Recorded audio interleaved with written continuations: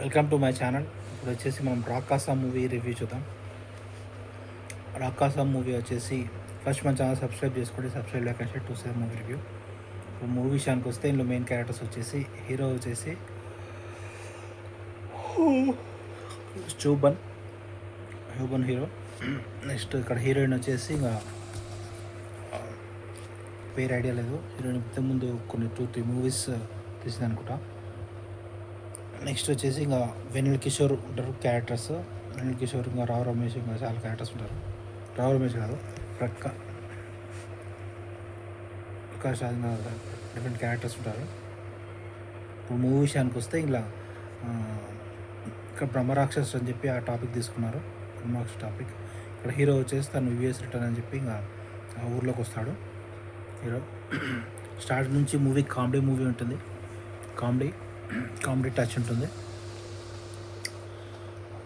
స్టార్టింగ్లో హీరో వచ్చేసి ఇంకా అక్కడ సోము అని చెప్పి వెనల్ కిషోర్ క్యారెక్టర్ తను తప్పిపోయాడని చెప్పి ఇంకా హీరో వల్ల తప్పిపోయాడు అని చెప్పి ఇంకా హీరోని పట్టుకుంటారు. ఆ కోటదారికి ఒక శాపం ఉంటుంది. ఆ బ్రహ్మరాక్షసుడు అని చెప్పి తనకు వచ్చేసి పౌర్ణమి రోజు ఎవరో ఒకరు బలి ఇవ్వాలి అని చెప్పి ఇక లేకపోతే ఆ ఊరు నాశనం అవుతుంది. అట్లా ఒక స్టోరీ ఉంటుంది. ఇంతకుముందు ఒక స్టోరీ కూడా చూపిస్తారు. ఒక రాజుల స్టోరీ వాళ్ళే బలి ఇవ్వడం వల్ల వాడి గురించి.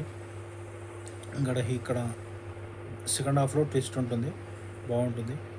ఈ హీరో ప్లస్ వాళ్ళ టీము ఆ కోర్టులోకి ఎలా వెళ్ళారు ఏంటి అది మీ మూవీలో చూడండి. నెక్స్ట్ బలి స్టోరీ.